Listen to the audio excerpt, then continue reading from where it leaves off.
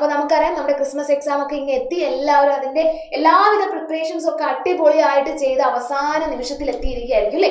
അപ്പൊ ഇപ്പൊ നമ്മൾ നോക്കാൻ പോകുന്ന എക്സാമിന് ഷുവർ ആയിട്ട് ചോദിക്കാൻ പോകുന്ന ഒരു ഭാഗം, ഇതിൽ നിന്ന് ഒരു ചോദ്യം നമുക്ക് ഉറപ്പാണ്. ഈ നമ്പർ അല്ലെങ്കിൽ വേറൊരു നമ്പറിൽ നിന്ന് നമുക്ക് ചോദ്യം ഉണ്ടായിരിക്കും.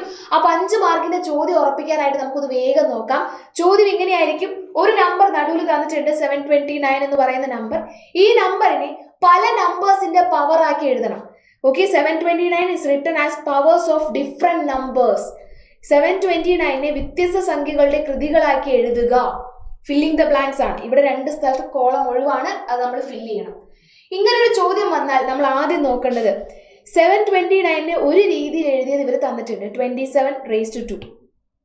ഒരു രീതി ഇവർ തന്നിട്ടുണ്ട് 27 whole raised to 2.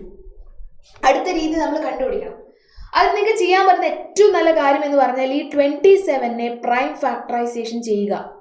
ഘടകക്രിയ 3 പ്രാവശ്യം 9, പിന്നെയും 3 പ്രാവശ്യം 3, പിന്നെയും 3 പ്രാവശ്യം 1. 27 എന്ന് പറഞ്ഞാൽ നമുക്കറിയാം 3 raised to 3 എന്ന് എഴുതാം.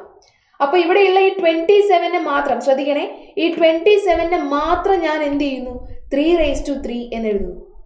27നെ മാത്രം 3 raised to 3 എന്ന് എഴുതുന്നു. whole raised to 2 അപ്പോഴും അവിടെ കിടപ്പുണ്ട്. ഇങ്ങനെ വന്നു കഴിഞ്ഞാൽ എന്ത് ചെയ്യണം എന്നാ പറഞ്ഞിരിക്കുന്നത്, ഈ മുകളിലുള്ള 2 ആൾക്കാരെ തമ്മിൽ ഗുണിക്കണം എന്ന് നമ്മൾ ഈ ചാപ്റ്ററിൽ പഠിച്ചതാണ് അല്ലേ. ഇങ്ങനെ വന്നു കഴിഞ്ഞാൽ മുകളിലുള്ള 2 ആൾക്കാരെ തമ്മിൽ മൾട്ടിപ്ലൈ ചെയ്യണം. അപ്പൊ എന്ത് വരും, ഇതിന്റെ ആൻസർ എന്ന് പറഞ്ഞാൽ 3 raised to 3 into 2, അതായത് 3 raised to 6 എന്ന് വരും. അപ്പോൾ ഒരു മെത്തേഡായി. ഇനി നമ്മൾ അടുത്തതിലേക്ക് പോവാണ്. അടുത്തത് എന്ന് പറഞ്ഞാൽ ഇതേ സാധനം തന്നെ 3 raised to 3 whole raised to 2 തന്നെയാണ് നമ്മൾ എടുക്കുന്നത്. അതായത് ഇവിടെ എന്താണോ കിട്ടിയത് അത് തന്നെ നമ്മൾ എടുക്കുന്നു.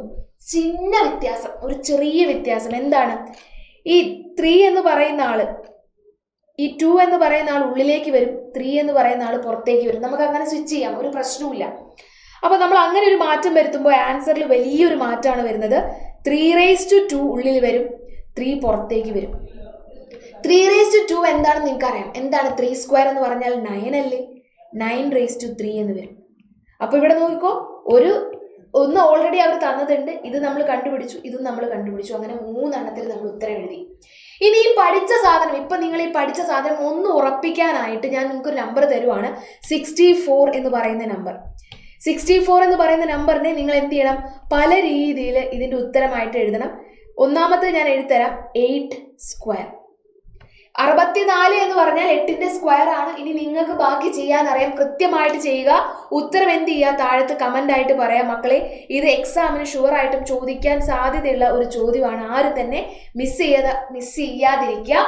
ഓക്കെ, അപ്പൊ ഇതേപോലെ കൃത്യമായിട്ട് ഫസ്റ്റ് മുതലുള്ള ചാപ്റ്റർ നിങ്ങളെ കൃത്യമായിട്ട് പഠിപ്പിക്കാനുള്ള നമ്മുടെ ഓൺലൈൻ ട്യൂഷൻ ബാച്ച് ആണ് അവഞ്ചേഴ്സിന്റെ എൻഡ് ഗെയിം ബാച്ച് എന്ന് പറയുന്നത്.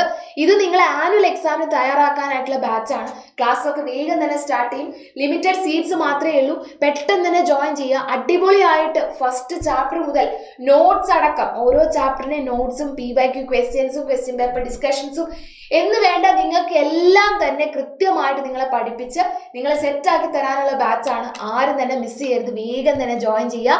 ക്രിസ്മസ് എക്സാം തകർത്തെഴുതിയ പോലെ തന്നെ നമുക്ക് അതിലും അടിപൊളിയായിട്ട് നമുക്ക് ആനുവൽ എക്സാം എഴുതാൻ വേണ്ടി പറ്റും.